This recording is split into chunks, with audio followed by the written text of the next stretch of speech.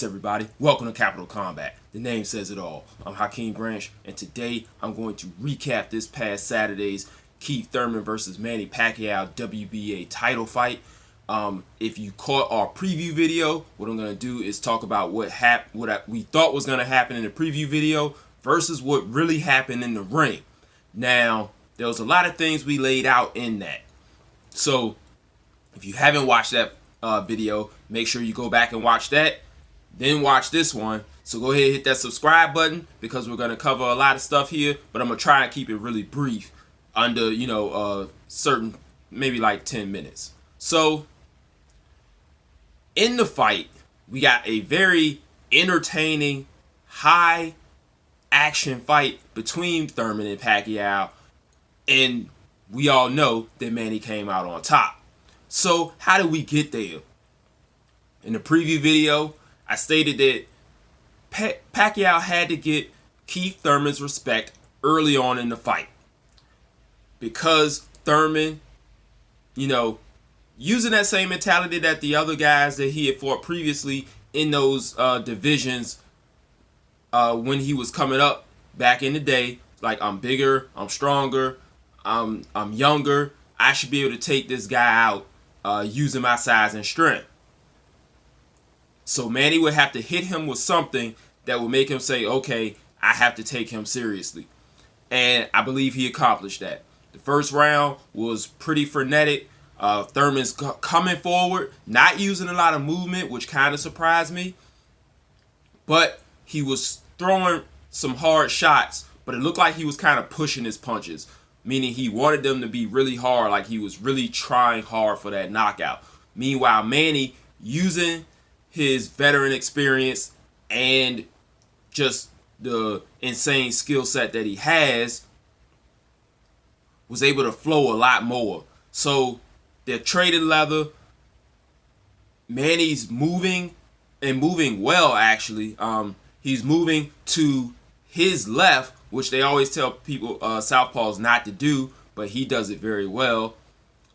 But when he would make his move, he step his foot to the outside, dip down, shoot the left hand. So he was having a lot of success with that.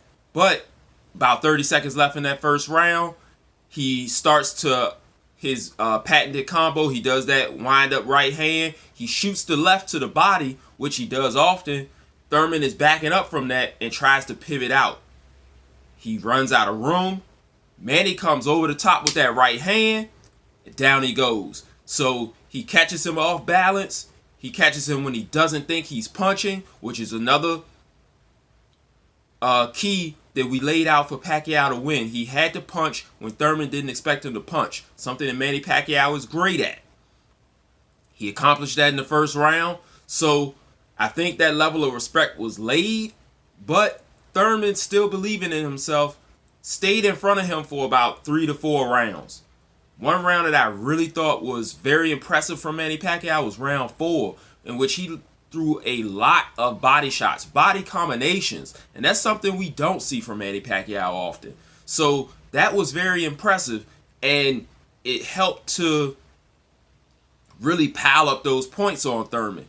One thing that Thurman could not do was fall behind on the scorecards because of the style that he employs later on in fights. So let's get into that later part of the fight.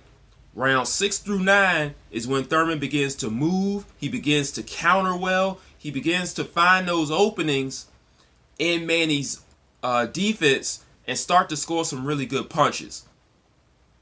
So as far as fight scoring, a lot of these rounds were very close. So talking with Rob, he thought that the judges' scorecards were accurate. I felt the same way. I thought the ESPN card was a little higher for Manny, but like I said, these were very close rounds, and judging is subjective. We tell you that all the time.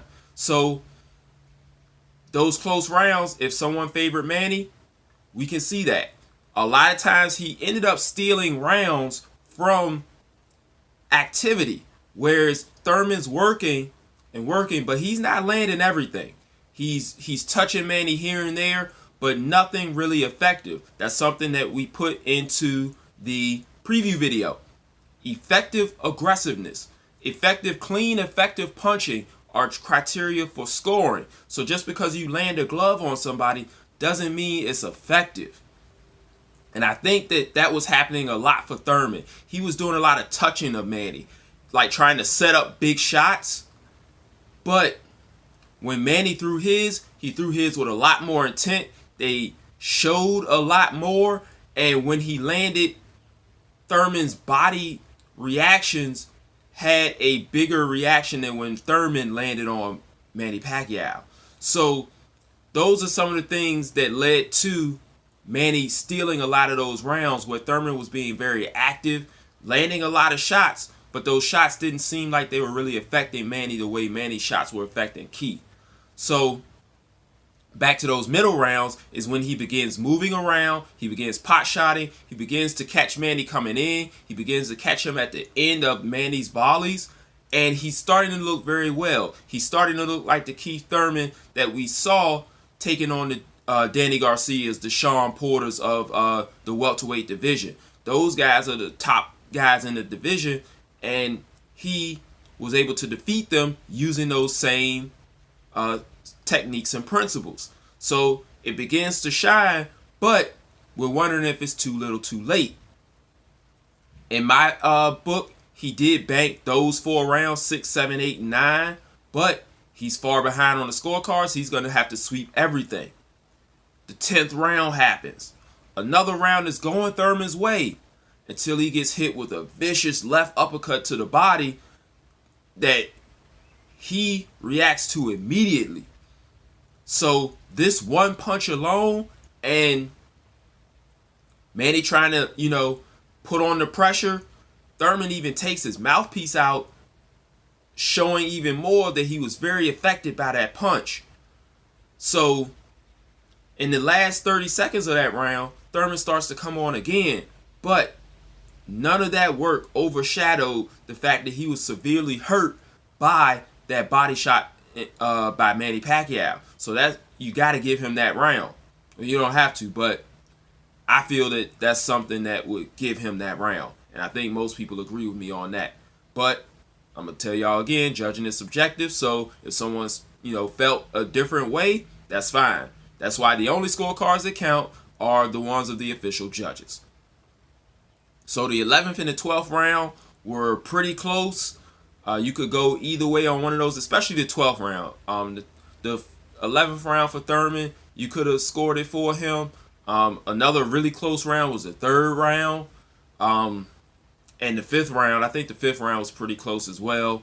But as far as, the performance in itself, Manny Pacquiao probably delivered his best performance since his rubber match with Tim Bradley, which was an excellent showing again, showing why he's the most decorated boxer in history, winning more titles and more divisions than anyone else. He's fought just about everybody that he could fight. At this point, like, if you just want to harp on love on Manny Pacquiao, nobody's blaming you. I know, you got the stands that are going to do that no matter what, and that's something we brought up in the preview video. But the thing that we did get wrong was the prediction. We laid out everything that Manny had to do to win, but we didn't think that he was going to be able to pull it off because of the way that Thurman's style worked, and we were wrong on that. Manny Pacquiao was able to effectively close distance several times in this fight, and some of that had to do with Thurman's initial game plan of trying to stay in his face and knock him out rather than trying to box him. So he ended up being outboxed for several rounds at a time. So you have to give him credit for that. At this age, fighting someone who, should be in their prime or reaching their prime, even though he was off 2 years, you can still be successful even after being off for a while. Floyd Mayweather was able to do that. Manny's been pretty active, so I can't say that he has done that. He's had some stretches, but he's fought at least once a year for as long as I can remember. So anyway, Thurman didn't begin using the game plan that we thought he would until those middle rounds, which was detrimental to his cause. And in defeat, he was very gracious. He was very respectful. He was very acknowledging of the fact that he did lose, and that's something you like to see. As the opposite of Manny Pacquiao's last fight, where he was more dominant in that fight, but the other fighter thought that they won, which, we're not going to bring up that person's name because that's in the past. Anyway, what's going to happen from here?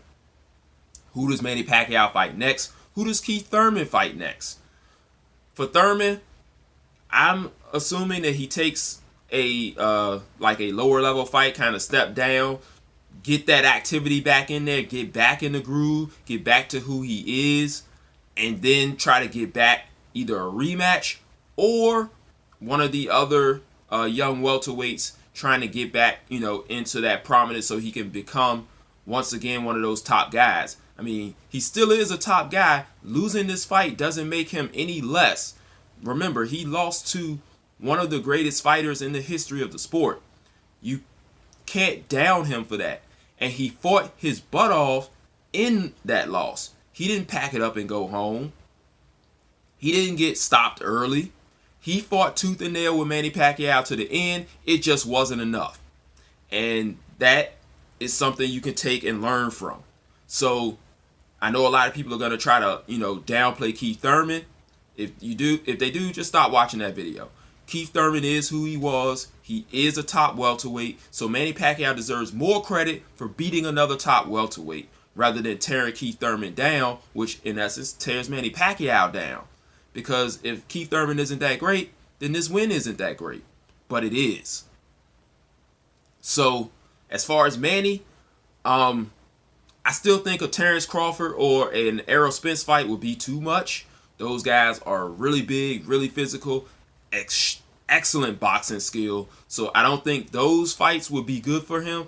But a Danny Garcia or a Sean Porter would be excellent fights for him.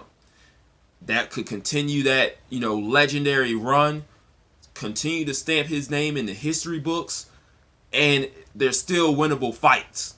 What do you guys think? What do you think Manny should do? What do you think Keith should do? What were your opinions on the fight? Hit us up in the comment section below.